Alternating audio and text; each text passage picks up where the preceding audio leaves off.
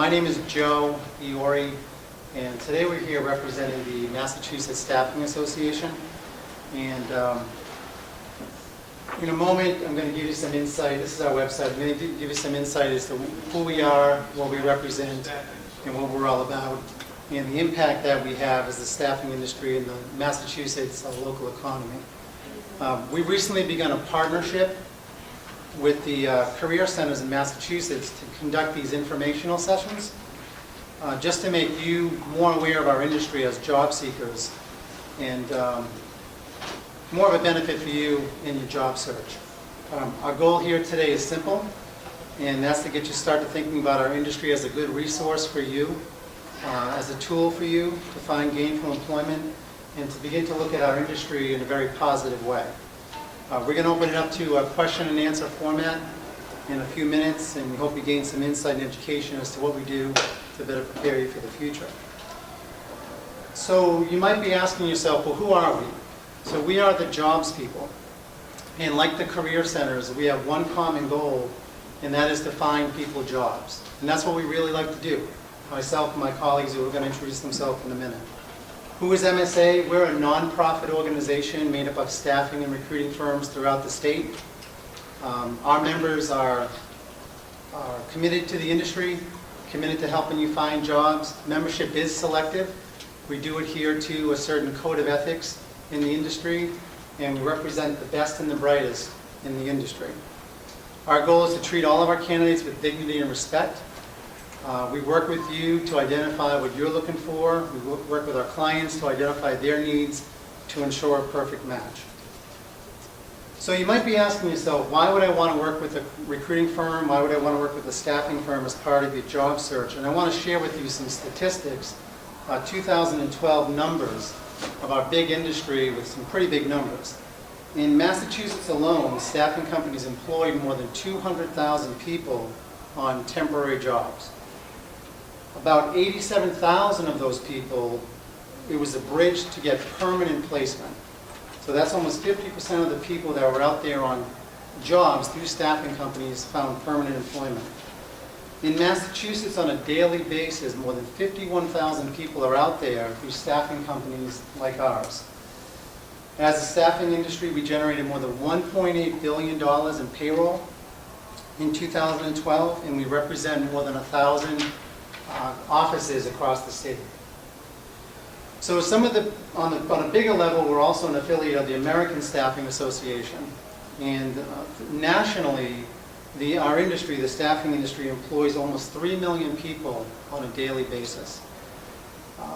The biggest benefit that we see as an industry for job seekers to utilize our services in the recruiting and staffing industry is the bridge to permanent placement. Of course, you have flexibility of schedule and flexibility of contracts. 88% of the staffing employees said it was an excellent way to find a permanent job. 80% of our clients say it's an excellent way for them to find permanent labor when they're doing hiring. So our member firms do everything from permanent placement, they do temp to hire placement, we do contract staffing, we do HR outsourcing, and anything and everything in between. So enough said with that. I'm going to allow our panel to introduce themselves and give us some insight as to what their specialty is and what they do, and then we'll open it up to questions that you might have of our industry. My name is Joanne Gladstone. I'm president and founder of SELECTSTAFF. We're a local staffing service with offices in Framingham and Worcester. We do accounting and finance, office support, manufacturing, warehouse, and production. We're celebrating our 30th year, which is exciting, and I said recently that in the 30th year that I started it when I was 12, I'm now going backwards. I'm going to say I'm going to start it when I was 11, because I realized 12 wasn't right either. Pretty soon it won't be realistic. But we have found, just as Joe was saying, that staffing is a great way of getting into a company to let the company see what you can do, and to also to improve and gain more skills.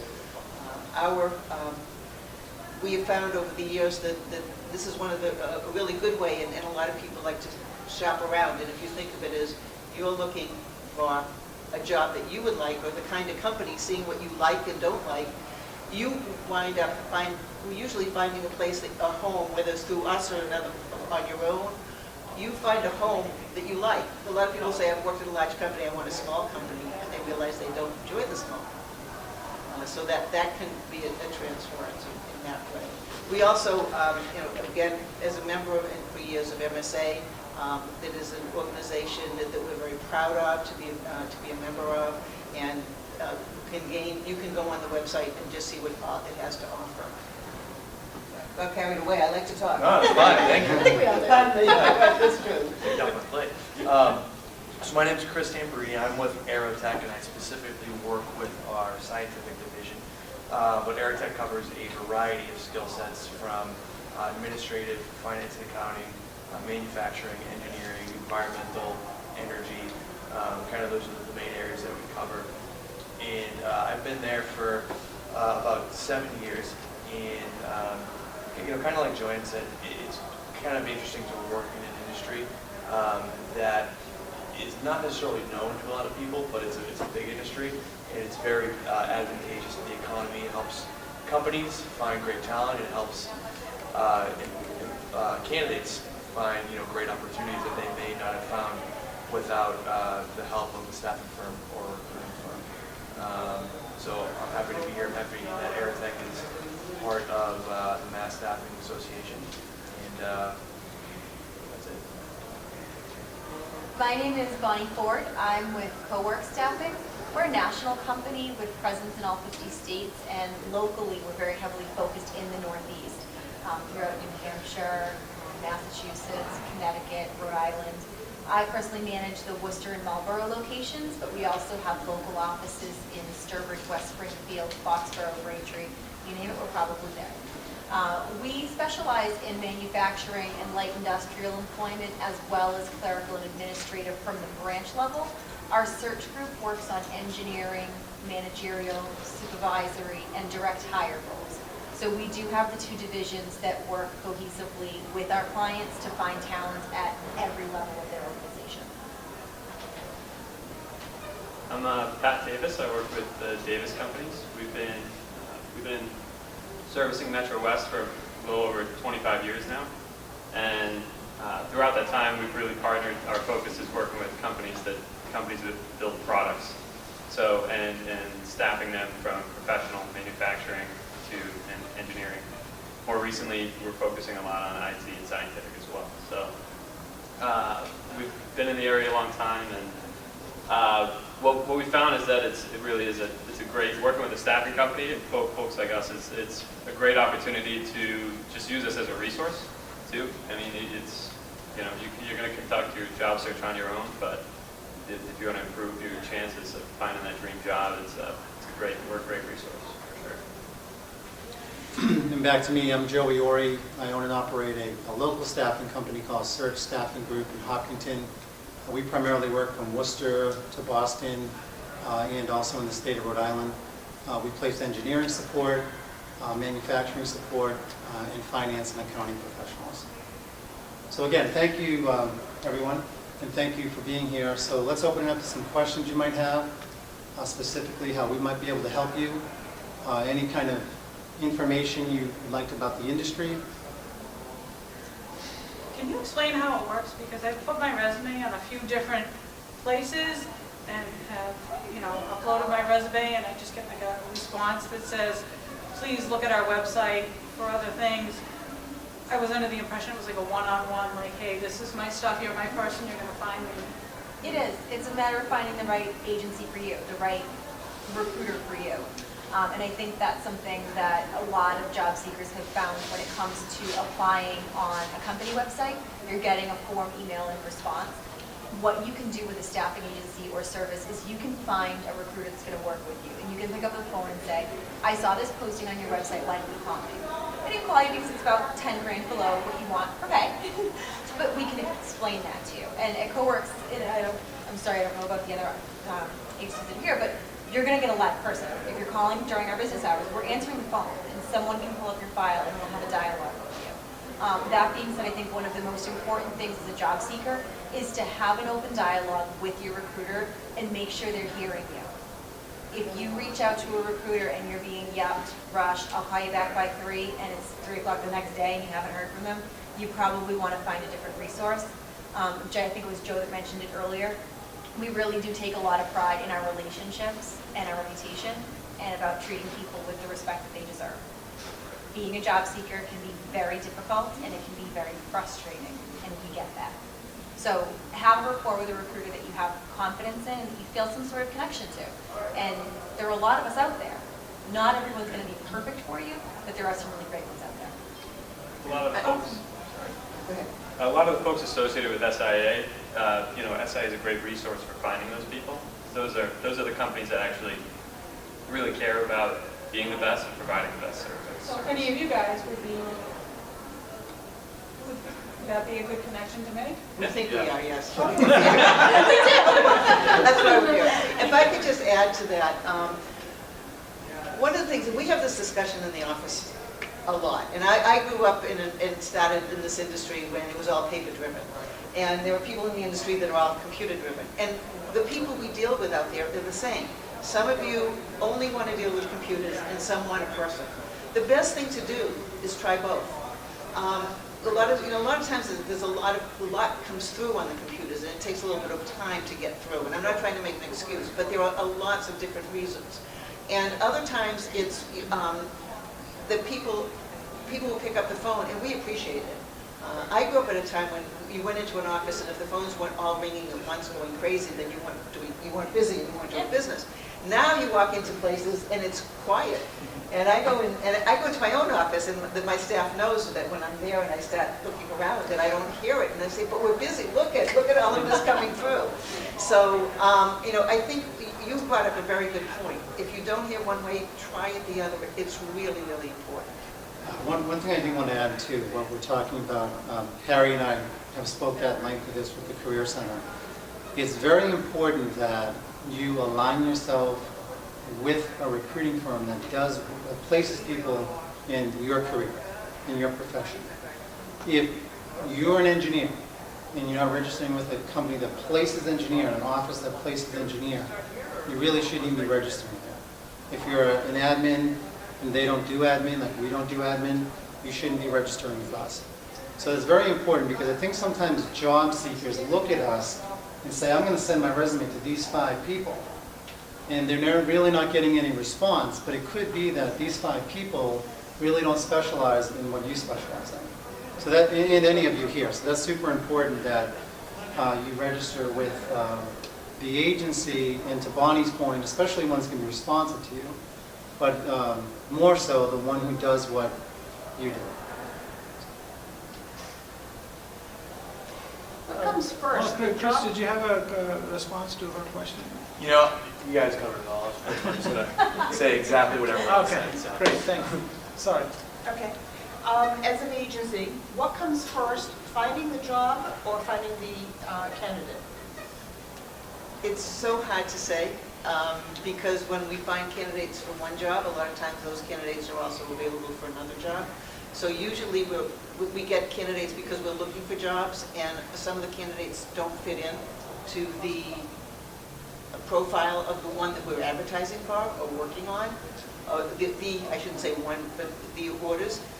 And so therefore what we do a lot of times is that person may not fit that job, but we get constantly getting other jobs in. So sometimes, and also in today's market with the job boards and Monster and Career Builder, we get a lot of resumes that don't get qualified, and we have people who just send their resume that have no qualifications. So that really slows us up. I don't know if you find that a lot, but it slows up our search up as well. But to answer your question, you may apply for one job, but we might have other jobs coming in that we think you would be a better fit for. Does that help you? Sure. Yeah, I think a lot of firms, you guys can speak here for yourself, but a lot of firms work kind of on both ends. So, for example, at Aerotech, we have a group of account managers who simply go after companies companies and try to develop relationships with companies in order to bring the jobs in. And we have a group of recruiters that will go after candidates who would be able to fit those jobs. They kind of work on specific So they're skill sets. basically two separate businesses. Yeah, but they all come together in the end. Yep. And they really need to come together in the end. But I don't think it necessarily one happens before the other. It's kind of a, it's 50-50. You need both kind of sides of it for. No, I understand to that, make a business. I understand that staffing agencies need both. I guess my question is, if you are functioning as a recruiter at a staffing agency, are you also out pounding the pavement looking for job openings to fill? That depends on the agency. Some agencies Yes. have different models, yeah. Yeah. It depends. Okay. Yeah. There's two sides of that. My recruiters don't go out and look for clients to place candidates at, but they're account managers. They Right. have the relationship with the decision maker at the company.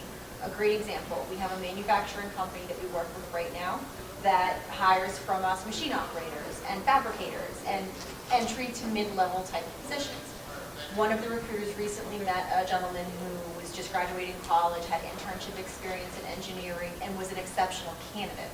She sent his profile over and they hired him on a technical side of their business. So because we have the rapport with the decision makers, it doesn't have to fit the mold of the jobs they normally call us for.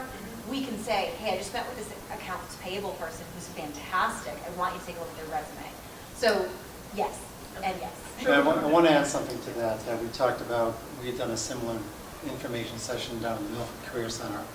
So part of what I was talking about before about registering with a recruiting firm that does what you do. So those recruiting firms are consistently getting in the same job openings.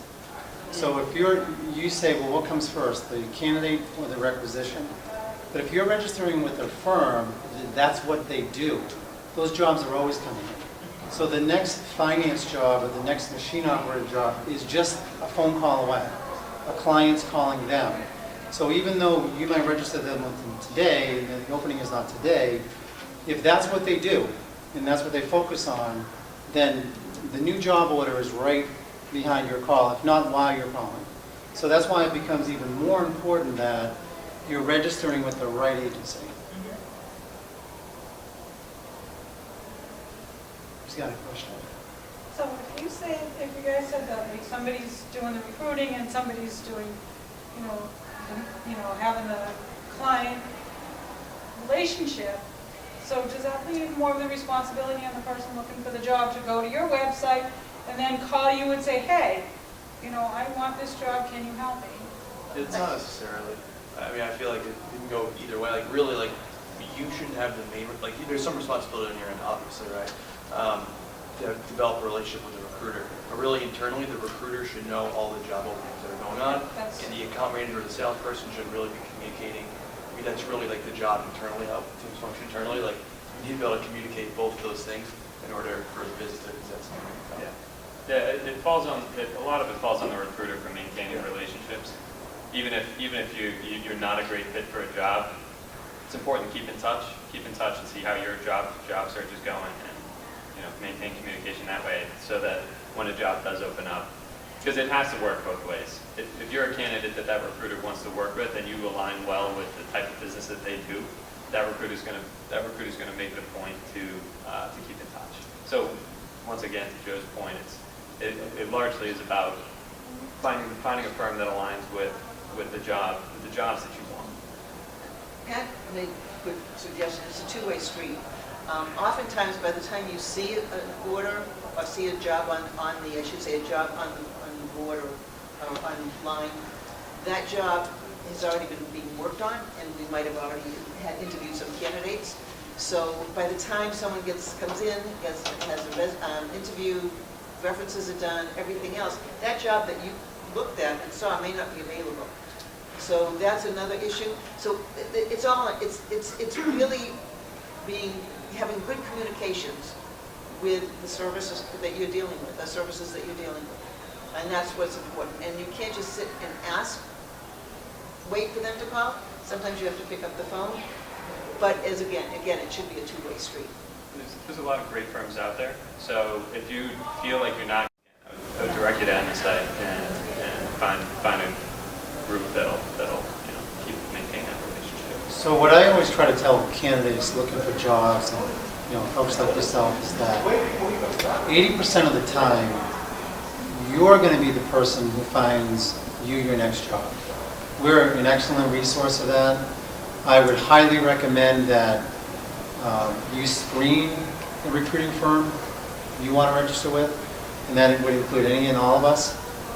Speaking on behalf of the industry, a lot of us do work differently. I think to the point we're trying to make, sometimes it is set up where there's recruiters and account managers. Sometimes you have someone that works both sides of the desk. So you may have a preference. So when you call on that company, you not only want to find out if they do in place the type of skills you have, but who will you be working with, and how responsive are they going to be for you. And then, like everyone is saying, Patrick, Bonnie, Chris, and Joanne, you can kind of test them as well. And if they're not going to return your call and they're not going to be responsive, then you probably want to move on to the next one. The other thing to speak to your question is just to go full circle is what I said earlier about the relationship with your recruiter and trust. In your interview and when you're initially interacting with that recruiter, it's very important that you are honest with him. Because if you say to the individual, I'm willing to commute 30 miles, well, if the position opens up that's 42 miles away, they're not calling you, in most cases. And that might be a reason why you're not getting that phone call. So during the interview, yes, you don't want to shortchange yourself and you don't want to commit to something you know you can't do long term. Just be honest and set the parameters that includes your push and pull. The biggie that comes up with this is salary. So if you're capable of accepting a salary of X, you need to let your recruiter know that. Hey, it's really not my preference, but in order to get a foot in the door with the right organization, I would consider this salary if everything else works. It's difficult, and we see often a skilled candidate, and I understand the sensitivity that comes along with pay. It's a very difficult conversation to have with a total stranger. But when you're going in looking for a job, if the company's looking for a base of X, and your bottom line is 10,000 higher than that, we're not calling you. That could have been a great opportunity for you to start off with a review period 6 months in and whatnot. So again, the honesty piece, don't walk in and say, I'll do anything for any amount with any commute, but definitely be straightforward with them. If it's within a 10-mile radius, I can flex my salary here. If it's not, it's got to be here. It's very important to draw those lines in the sand because in most cases, we're not wasting your time or our client's time. Thank you. Speaking of salary, I'm assuming that most of us are laid off. And my question, I guess, would be, are you finding that people are getting new positions at the same level, less than, or more than what they were making before? Depends. It really depends position to position. I wouldn't be able to tell you either way for HR, but I do know that in engineering we're seeing increases, and in some manufacturing jobs, it really does depend. And your recruiter should be able to tell you what you should be able to expect. I mean, I understand there's a different pay scale for Boston to Worcester. Check. And based on the size of the company and such, but apples to apples, you're not seeing any trend? It shouldn't be that drastic difference. Depending on where you work too. I know that some companies, employee retention is based on the way that they retain their employees is by paying them really, really well, and turning around and trying to find work after that can be tough because expectations are set really high. I know that there was a company recently, Evergreen, that was.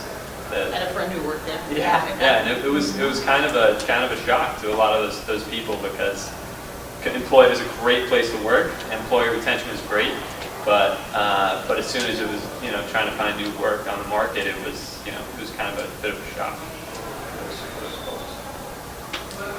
Here's the, anyone else want to make a comment on that? Here's the trend that I'm seeing probably in the last 18 months or so, 2 years. It seems to me, that the clients that we work with, they're not lowballing people. They're not like undercutting people. They're okay with paying you the money that you want if they see there's value there. So, maybe to Patrick's point, like maybe if you worked for a company that it was way higher, then yeah, you're going to get ratcheted down a little bit. But what I've seen is that they're going to pay you fairly. They're not going to give it all away today, though. Because what companies want to do, it's a lot like sports and the agents, and they want to they're not going to give you all the money now. They're going to pay you fairly, and then if you perform, what I'm seeing is that they'll increase you in time, whether that time is 3 months, 6 months, a year. They're not overpaying, but I don't see them underpaying either. I don't know if you guys would agree with that, but that's my perspective on the trend. That's good news. Yeah, it is good news. Yeah. It is good news. I agree with that. I think one factor, though, that if someone has worked for someone for a long period of time and they have a lot of seniority within a company, you're being increased every year. What happens sometimes if you're in a company long enough that you are for what you get in the rest of the market is much higher because you're being rewarded for staying, for being that long-term employee. So sometimes there's that realization that I might not get what I was getting, but I think what Joe said, they'll be treated fairly. But the other thing too is that a lot of times when you've worked at a company for a long period of time, your skills are not as up to date, not always, but sometimes. And so sometimes taking that job, your skills do come up. And with that can also be an increase in what you're earning. So there's the opportunity there. It's just, there are a lot, there's no right or wrong or black and white issue. It's really a compilation of a lot of factors that really will predict that. But I agree with what Joe said, that companies are really trying to be fair of. And I think it's important to go in with an open mind because the one consistency I've seen when it comes to salary is somebody who's non-flexible is very difficult to employ. Yeah. There are so many factors that go into it. What's my bonus plan? What is going to be my review period? And with that, will there be an incentive? It's important to look at all of the factors because typically job seekers that come in who are very firm, I was making this, I need to be making this going forward, very difficult to employ. That's an excellent, go ahead, Chris. I would say that's if you're currently working, it's a whole different story, right? Oh, yeah. Then you have a lot more options. But if you're somebody who's been affected by a layoff, reduction in force, then yeah, you need to be flexible. That's an excellent point, Bonnie. Chris, how many people have not gone on a job interview because of pay, benefits? Has anyone not gone on an interview? You always show up.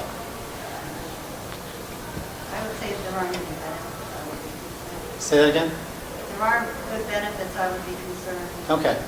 Because one thing that I've learned, and I think to Bonnie's point, to be flexible, is I always encourage our candidates to show up, because 80% of success is showing up. And I can't tell you how many times when that person has showed up, it makes a world of difference. So all of a sudden, the company that insisted they would not pay this rate, they're paying you more. Or there was talk about the job description, and sometimes by bringing your skills to the table in front of a hiring manager, all of a sudden they start to talk to you and realize, you know what, we weren't thinking about hiring in this area. We didn't realize that you had skills in that area. And a whole new position is created.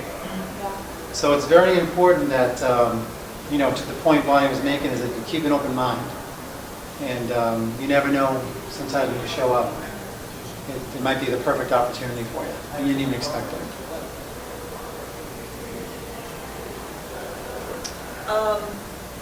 I've had several phone screens from either in-house recruiters or actually I think they've all been in-house recruiters. In the first conversation, every single one has said, so what were you making at your last job? And that's always been a taboo subject in the past. You don't talk money until you have a face-to-face. Is that a change in the industry? Or is that more of an effort to say, you're not in our ballpark, you are in our ballpark?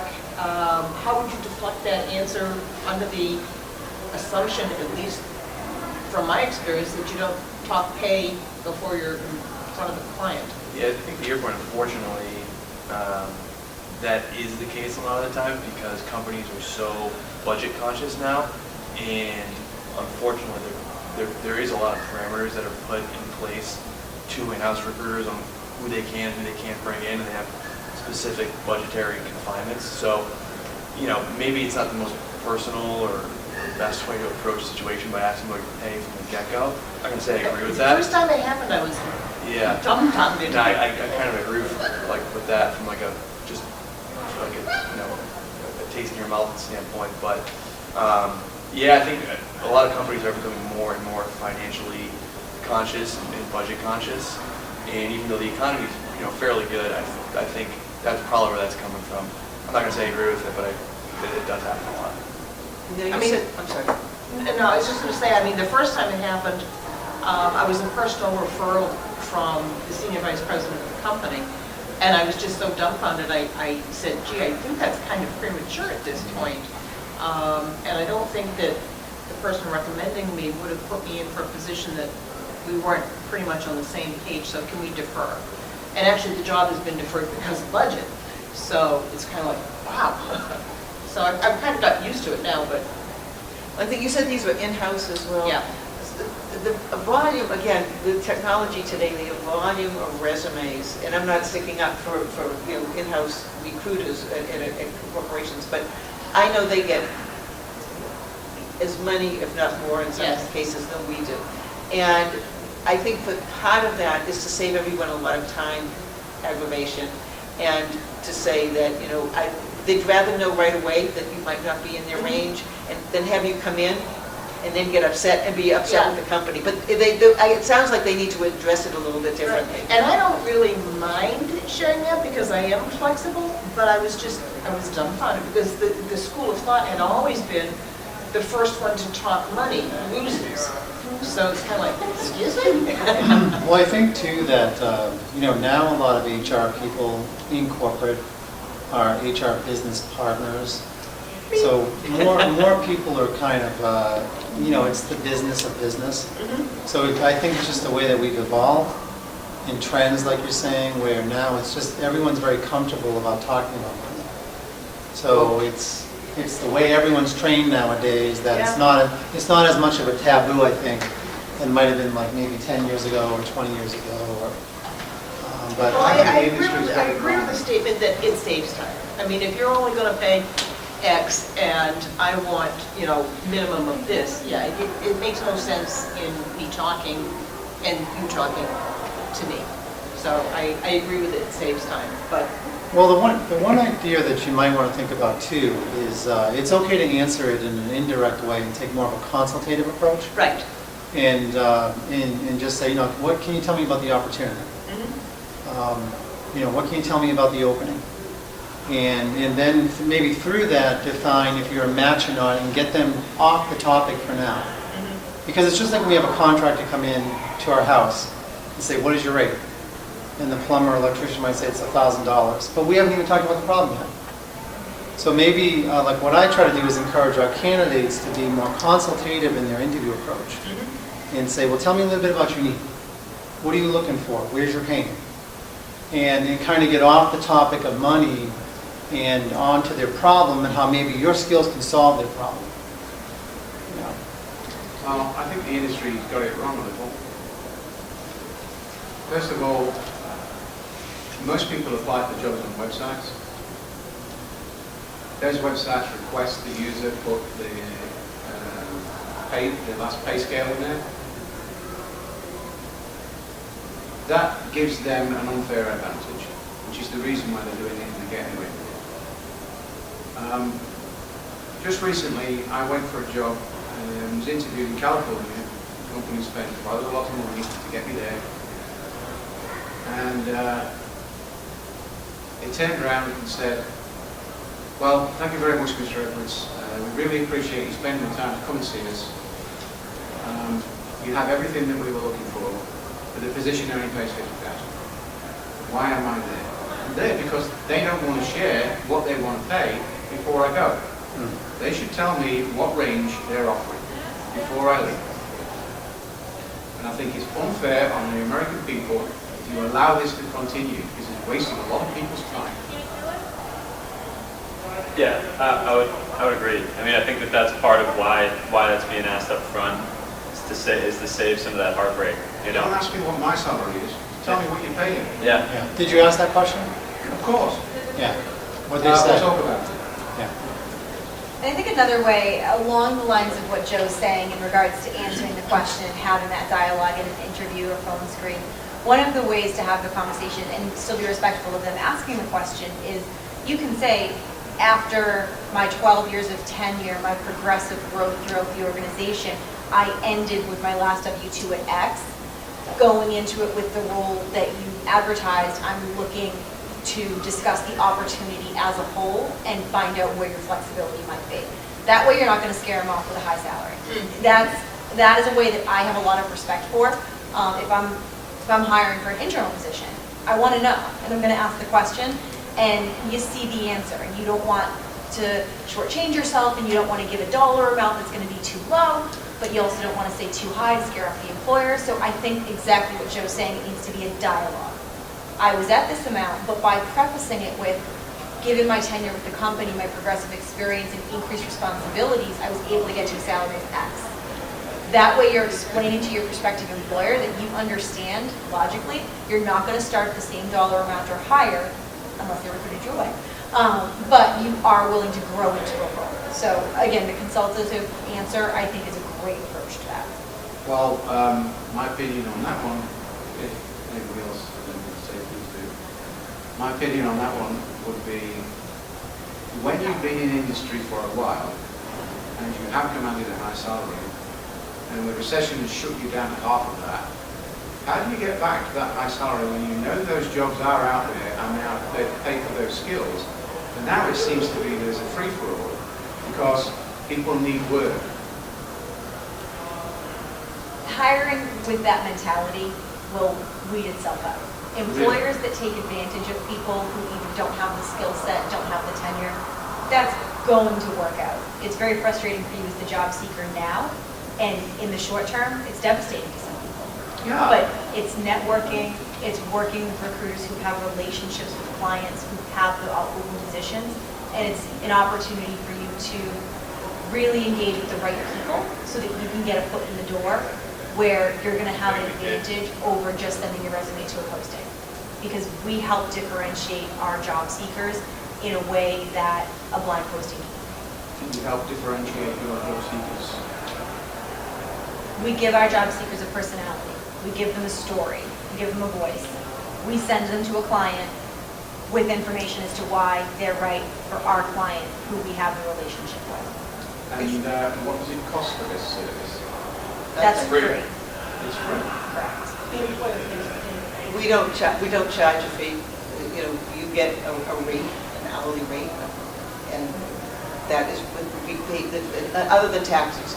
But I did want to make a point. I think also, when we do the phone screen, one of the things that we do is we try to get a range of what someone is looking for their salary, because that way we're not having someone come in and get there and realize that they don't fit the range that we have for our jobs. And I think, as Joe said earlier, all of us have a variety of jobs open, but we all know the kind of people that we place, so we have a range.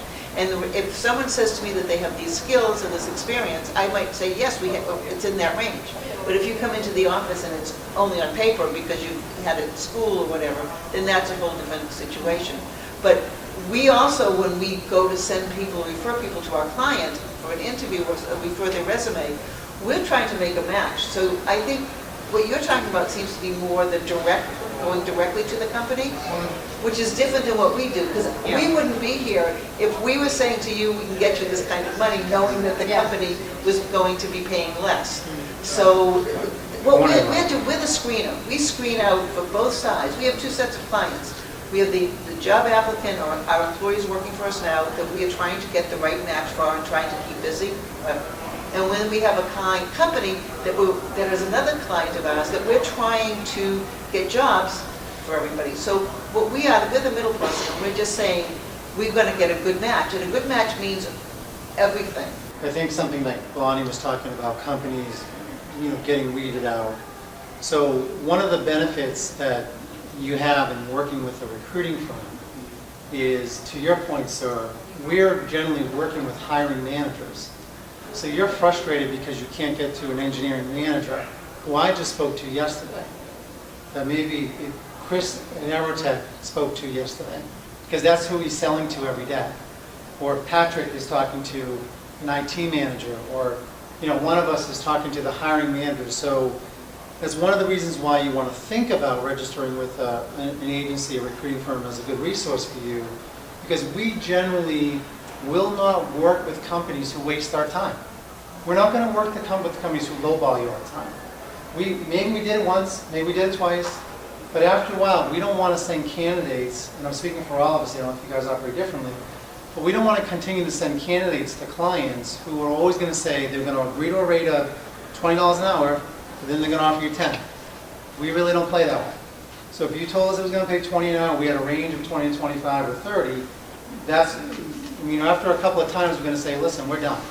So if you're with a recruiting firm and you develop the rapport, like we're all talking about here in the relationship, there's a pretty good chance you're going to bypass that website, that screen, because you're going to be dealing directly with a firm who's talking with an engineering manager or the electrical engineering manager.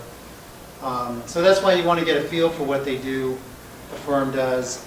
To your point, sir, it's about sitting down with somebody, like Bonnie was saying, and getting to know the recruiter, and if they can even help you. So that's what you want to do. You want to be using us as a resource to get beyond the iron curtain, if that makes sense.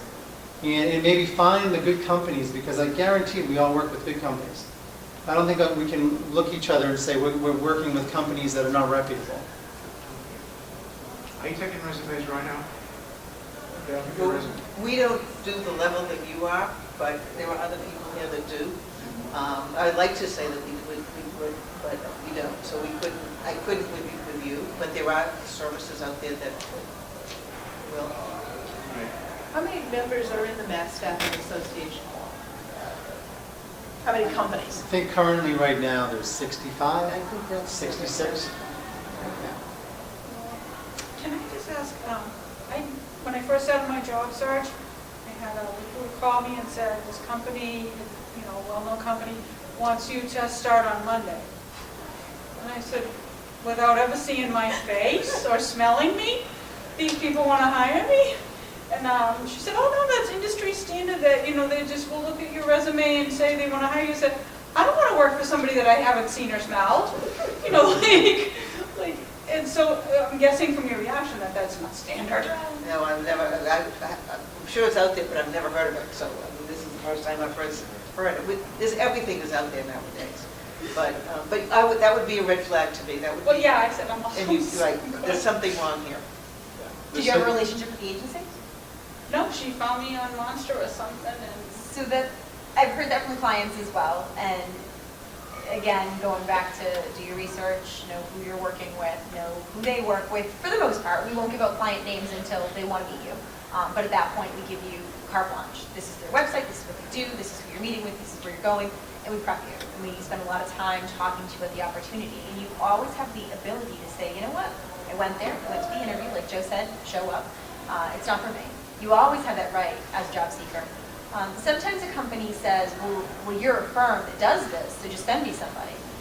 We explain why that's a bad idea. okay. Sometimes it depends on the rapport. We've been doing it long enough where we just call them like go-to-works.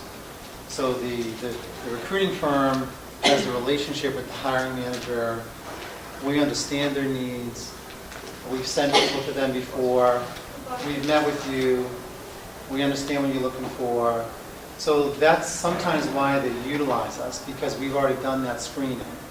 But I think maybe to the point Bonnie's making, if it's a long-term job, but if it was just a temp job that was going to be for 2 weeks or 4 weeks or 6 weeks, because we already do that upfront work and the relationship is there, then sometimes we used to just send people right to work. But this was someone calling on. Yeah. Yeah. No, just on a resume. Right. Send us something. Red flag there was that she was calling you We have out. the Which is same thing, different. though. We Yeah. have some clients that will say, I need straight up data entry, and we'll Yeah. tell you, again, Just send everything them. about it, but where you're being called unsolicited by someone you don't know to go to a company you don't know, everything about that is. Yeah, for perm jobs. Yeah, a little one. Yeah, but it was a temporary, like, 4 months. I'm like, no. It's one thing if you know the recruiter and you've spent time. No. Exactly, and that's. Never seen, Yep. never put eyes on it. Me too, so I that one, yeah. Could I address the monster piece, like dumbing down your resume? That part of the change that's happening is kind of resume, it's automated resume reading, and what that happened really fast. That's a new technology, but what the issue was that for so long everyone was saying, you know, dumb down your resume, get it on one page, and now if you don't have the verbiage that's gonna trigger this thing that's gonna trigger these systems to identify you online, a lot of the times an automated system is gonna bypass it.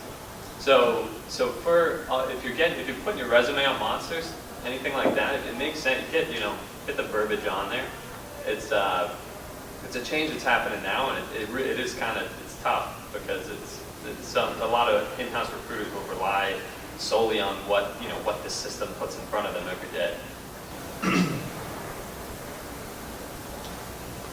Any other questions? What would be some questions that you would ask the staffing agency that you're, okay, I might be interested, one of you might be a good match for me. What are the questions I'm going to ask? I mean, you could start off with, hey, what types of companies are you working with? What types of jobs do you typically place? What are the main industries that you focus on? What are the skill sets? Those types of questions that are job specific or that are specific to the type of job you're looking for will give you the answers that you want or that you don't want. And you'll be able to kind of decipher, hey, these guys focus on finance and accounting, but they don't focus on engineering. I'm an engineer. I'm not working with these guys. Or these guys focus on scientific, and I never stepped foot in a lab. I'm definitely not going to focus on these guys. It's that simple. I mean, it's just really just asking open-ended questions and finding out what industries they work with, what types of jobs they've placed in the past, what kind of skill sets or other candidates have, what types of skill sets have they placed in the past. So. It's a level of comfort with the person you're on the phone with or in front of too. Absolutely. I mean, if you feel like you're in front of a used car salesman, then hightail it out of there. So you want to trust this person. And that's a great question that you're asking as well. And once you're at the interview stage and you've already gone through what industries do you work in, is it appropriate for me and whatnot, I would definitely ask the question, what's my expectation of communication from you? What should I expect from you? We'll interview a candidate on a Thursday and they call us Monday at 9 in the morning and they're mad at us that they don't have a job. That's not how it works. Something was lost in translation there. So it's important that you ask the question of the recruiter. When do I hear from you next? What is the next step? And another great question to ask after the interview would be, are you currently working with any clients today that you could see me possibly being considered for?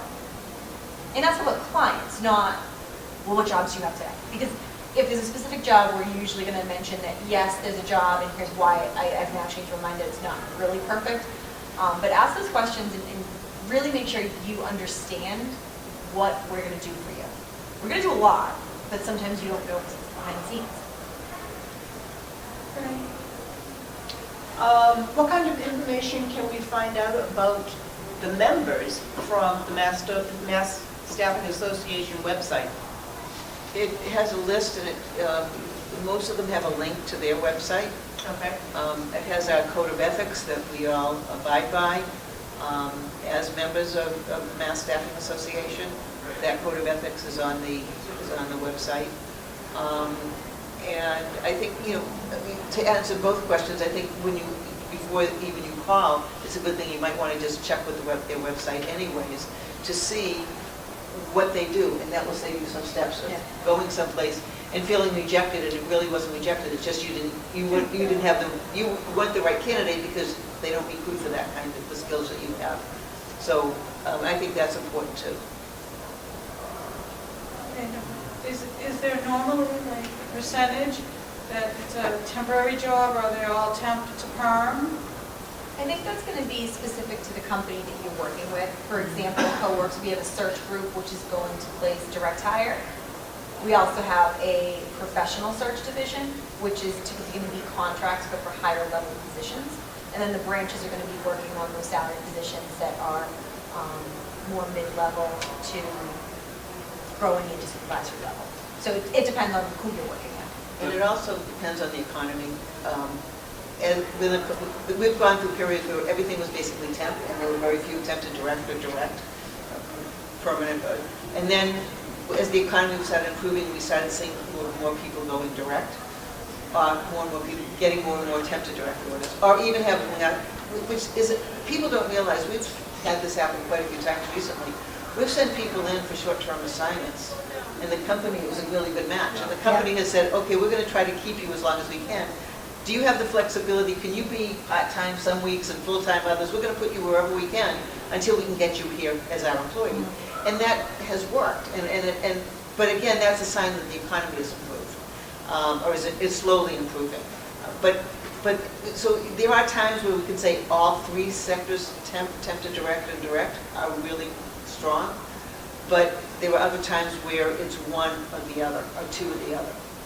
Yeah, today I feel like we're seeing a lot more temp to direct, which is a sign. It's a sign of improved confidence from the companies, but it's not all the way. We're not all the way there. What it means really is that they're still looking for a little bit of flexibility, as far as they don't know what's going to happen in a year or so. They want to be able to try somebody, make sure that they're a good fit in that time. You'll be able to assess whether or not that's a place for you to. So, go ahead. So as far as health insurance, when you're doing like a temp to perm thing, what is the situation there?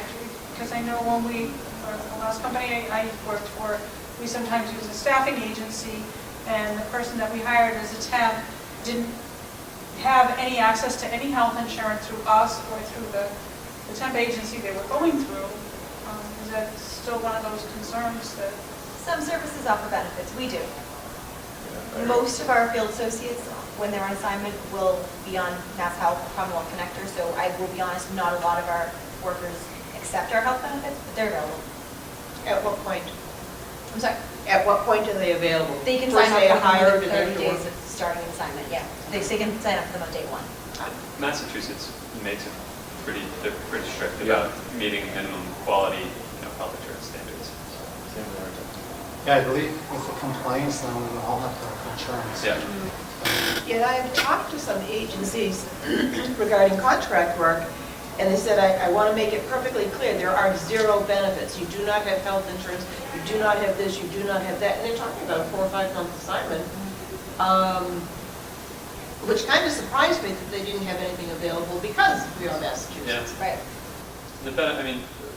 Temp benefits when you're on contract are generally they're not going to be on par with full-time No, employment. it wasn't whether or not I wanted the benefits. It just was weren't the statement that available at all. we don't provide them. It's like, Yeah. you're in Massachusetts. I know. Yeah. Well, I believe the only, and I might be speaking on the line here, but I think the only thing that we have to offer is health insurance. And they were quite adamant that Is they there- didn't, so I what do need you to think, follow Joanne? them. I mean, do you have to pay No, holidays? Or do you no, have to- no, I We think are- you we can are pay, an you can pay a employer. penalty as an employer in the state of Massachusetts if you don't offer health insurance. But sometimes with health insurance, companies, and I'm not just talking about staffing companies, smaller companies can't afford the health insurance because, well, the new federal law is changing anyways, but they don't. So, but you don't have to, but you pay a penalty. Right. Companies pay a penalty if they don't. Yeah. But sometimes, again, depending on the skill, they can get coverage. Well, I need to Much go back to cheaper. the agency and say, huh? Yeah, So- well, I think it goes back to being selective as to who you choose to work with too. You may want to choose to work with a firm who has more offerings than less. Maybe the firm that can offer you the job and that's their niche outweighs maybe getting paid for a holiday. Yeah. But I think picking up on some of the questions like you were talking about, I think the most important thing is to kind of reflect on what you want and what industry you're looking for, type of job you're looking for, location you're looking for, pay you're looking for, and then kind of screen the agency, the recruiting firm, to see if they match your needs. I think the one question you got to always ask often is this the kind of people you place? And if they don't place the kind of people of the work you do, don't even waste your time with them. That's very important. And on a continual basis. They continually place people in your skill set. And what we're trying to do today is explain who we are, what we do. We may be of advantage to you. It may be something that's very worthwhile. We may not be suited for everybody here. I always say this is like substitute teaching. Some people love to go to different classes every day, to different schools. Some people love to do that. Some people will substitute, walk into a school and wind up with a regular job at the school because the teacher got sick or moved away and they weren't sure what was happening. And some people say, I don't like it. Every day I go in and I meet a new class and the kids are crazy and they give me a hard time. And we're very much, I think, and if people don't mind my saying this, I think we're very much like that. We are going to offer you positions that we think you're qualified for, with clients that we think you'll be good with. And from there, it's almost out of our hands. I mean, we can do what we can do. Then it's also for you to work and see what you want. But we, as far as talking to our companies, I think Joe said earlier, we all basically are very careful where we send people. It's our reputation. And if we're sending people to companies that aren't safe, that people that don't treat people well, most of us wouldn't be here. I know as a small business, I wouldn't be here. So this is just to sort of say, we're here, we want to see what we can do, we want to help you. We're not going to be able to help everybody, but please utilize our industry, because this is who we are and what we do. And we may be of help. And what I would say about your industry and about the job search is that you were talking about finding the hiring managers. It's hard. I mean, I've just gone through a whole course of outplacement and how to find a job nowadays. And they say networking, networking, networking. This is a part of networking. They have direct access to hiring managers that you and I will take hours on LinkedIn to try and find. Right. And yeah, we can spend hours on LinkedIn. It gives us something to do. Yeah. But these folks pick up the phone and they've already got the hiring manager. So it's another avenue for us that's very beneficial. I've been a 90-day assignment when I've been hired full-time by the company at 45 days. So once you're in the door, companies can do whatever they want. They can hire you sooner, they can hire you later, or whatever. What I'm saying is these 10 companies are what these companies are contracting these 10 companies. They're advertising. Their terms they're advertising are now 6-month terms or 9-month terms or 12-month terms. They're not necessarily trending, they're not necessarily trending 90-day terms anymore. They're trending longer than that because they've been laying off so much the last 4 or 5 years, and there's such a big gap between them. They're kind of backfilling all those other spots. Yeah. Is what I'm seeing. Well, what I always tell the candidates is that it's always contingent on your performance and their performance. And sometimes it depends upon where they're at in the calendar year for hiring, right? Maybe they're not going to hire you at the end of the year if you're in there in October, November, December. You might more likely be hired in the first quarter. Maybe if you got started at the end of the year and you're going into the first quarter, there might be some evaluations like Patrick was talking about, then you get hired in the second quarter. The misconception, and I know exactly what you're talking about, you're saying that we all now have a 5-month or a 6-month policy versus a 3-month policy. Right. The reality of it is something like what Joanne was alluding to. We might have that, but the company can hire you, to your point, anytime they want once you're in the door. And I've seen some conversions, sometimes it doesn't even matter what our policy is. They've hired people after 3 weeks. And usually what happens is the business side of it, where they, depending upon our relationship with them, that's separate than yours. I don't know what we have set up, but probably based on volume or whatever. They may pay a conversion fee. So, but they still can take you direct whenever they want. Now, if a recruiting firm is quoting to you, well, we have a 6-month policy. Well, that's not even really a policy because we can't guarantee that the company's going to take you direct. But it's not even necessarily a policy. It's the term of the specific position they're hiring for is advertised on, say, Career Builder or Monster or on the temp company's website as a 12-month term. Okay, but is it a contract job? It's a contract. Oh, okay, yes. okay. It's So that's usually different 6 than, to I guess, 12 what months. you're So I think we're talking about the same thing, but we're coming at right. So that might just be a job that is a 6 to 9 month or a 12-month job. But that's what I'm wondering, is that the trend, is that more of a trend now, or is that just specific to that job only, where because of so many layoffs the last 5 years that there's so much of a, backfilling those jobs that they want people there longer, or is it trend still 9 days? I know, my experience is that it's hard to really predict because all of our clients are behaving differently. Yeah. So, I mean, I know what you're trying to get at, but I guess my point would be, don't read that much into it, because there have been plenty of companies that I've worked with who do things that we didn't think they were going to do. And all of a sudden they converted someone or they extended somebody. So I don't know if it's any trend per se that you're trying to find. I mean, you might look like that, but well, I think I'm still seeing companies that will convert or hire or say this was going to be a temp job, then all of a sudden make it a permanent job and start. Well, So we're starting to see things differently.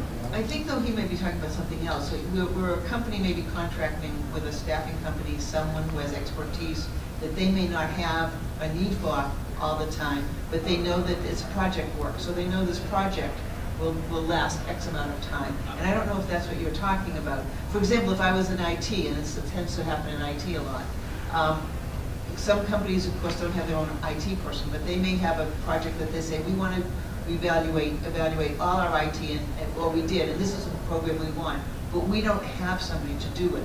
We will contract somebody, and that contracting position will take between 6 to 12 months. Well, it's not necessarily a contract either. I've been on websites. I work in financial services, so I've been in jobs where they hire for 90 days, and then they hire you on, temp to perm. I went hired on before that, or sometimes they let people go before that. Lately, what I've been seeing is, for example, if they have, say, during tax season, financial services companies will generally load up taxes because they need help with that. But what they'll do is, rather than hiring in January, to go from January until April, and then wait a month, say May 1st, they'll hire them in October, November, for, like, say, a data entry position. But it'll be a 12-month position of guaranteed work, and then after that. So the specific position that they're hiring is not just like a project management position or whatever, specific something. It's the position itself. They're hiring, say, data entry at $18 an hour, but it's a 9 to 12 month position, contract. And then if they want to hire before that, so the actual position that they're actually advertising for is a 12-month contract. Okay. And I've seen many of those, not just in financial services, but other industries as well. They're hiring those longer term, and that's what I'm thinking is because there's been such a gap the last 4 or 5 years because all of this were kind of, emptied out, so to speak, and laid off the last quarter because of the meltdown that we've had. If they're doing that now to sort of backfill that space and kind of fill that vacuum, or is it they're just doing that now because they have to, because of a need, and the real trend is still only 90 days, like 3 months. I think it's something that's always been done, but it's never been published. And I think there have always been those jobs that go long periods of time, that we'll get them, but we usually will let people know, we'll say a long-term position, because sometimes it's really difficult, because there's no guarantee on either end. As you said, it can go shorter, they can hire you earlier, it can go longer, or it might not.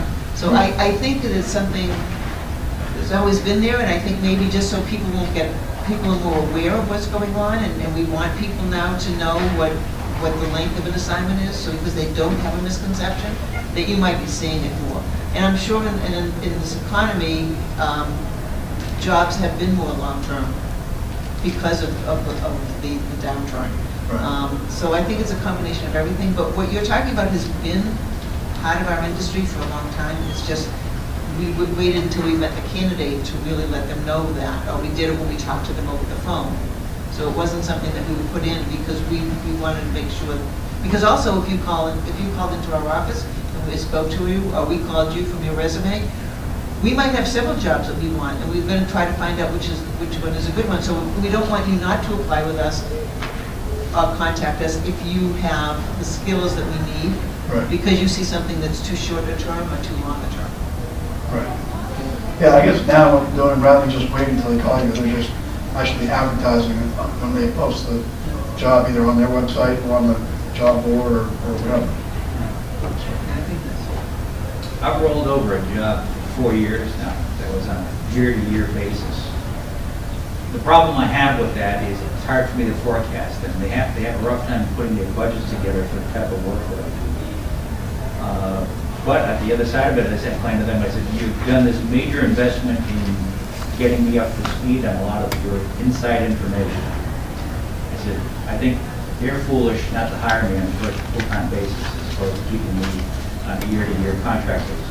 I mean, I could walk on them at any point in time and go work for their competitor.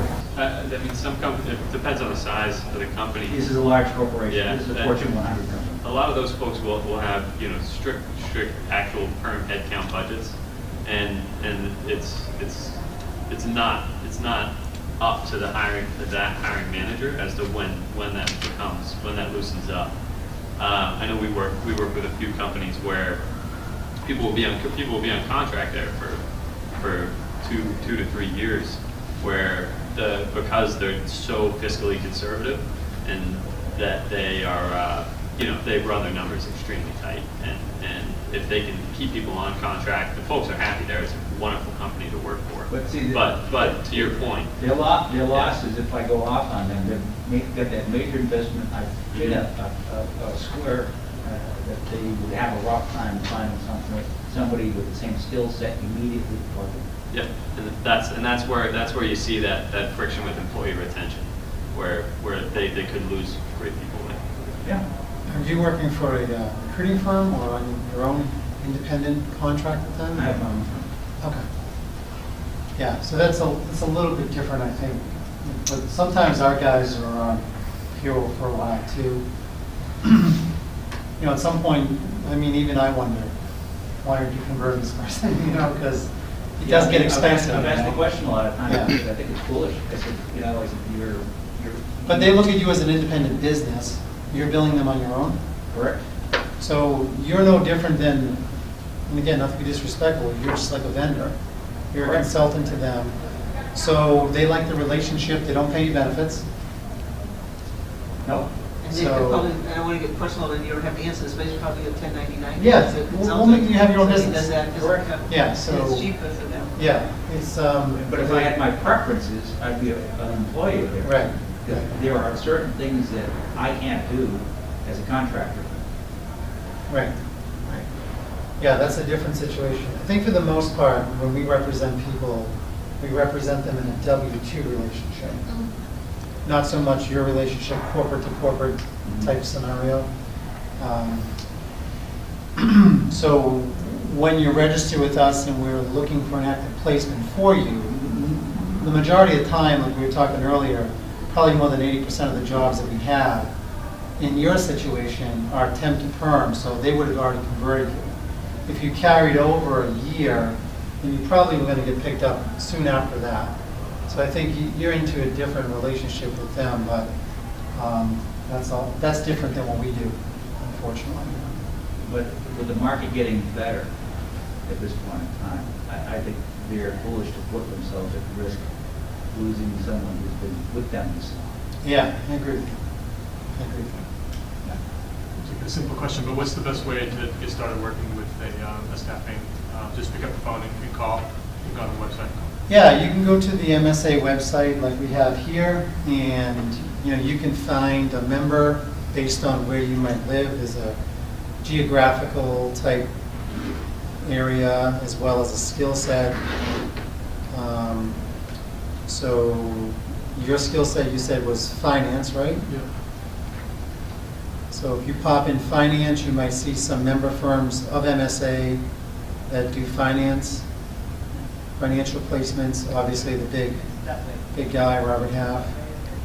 That would be a way to do it. And then you might have been part of the earlier session when we talked about them calling in and screening the recruiting firm to make sure they do what you're looking for. Yep. Pretty much what you asked us when you said, this is where I am. Yeah. Yeah. And if you get a feel for the credibility, for that is huge. So if you're talking to somebody, you should be able to ask them, how successful are you placing folks in my position? And if they're not replying to you with a high degree of confidence, then I think you could probably find somebody better. Okay, thank you. Good advice. I just have one simple question. Yeah. I mean, I think, you know, we all want to be permanently hired, you know. I find it difficult to take temp jobs. If I took a temp job, like say for 9 months, and then something really great came along and it was permanent, in that time, am I under contract to stay that 9 months? Is that how it's probably a silly question, but I just really No, it's It's not a silly know. question at all. No, not at all. Does it depend company to company? 'Cause, There are some types of placement where they might have a contract signed, but it's not binding like that. okay. There may be some that are, so I'm not sure, but going on a temporary assignment is like going on any job. That if you find something, and if you give the company notice, there's nothing wrong with saying, I found another job. We have people doing that all the time. You know, and we basically know that a lot of people working for us are also continuing to their job search, especially in this market. We're hoping that we do a really good job of what we do, that our people want to stay where they are, and hopefully things will materialize. Yeah. But from your point of view, you know, as long as you, because you don't want to cut any ties that you have, because in this world you never know when you're going to come back and want to need somebody. So, and keep that relationship going. So as long as you treat it like people think, oh, it's temporary. We don't have to do this. We don't have to do this. You know, I don't have to show up this day. I don't have to show up that day. I can be late for my appointment because it's only a temporary service. That's all wrong, because from the time someone calls in, we're basically evaluating people, because we want people who are going to represent us.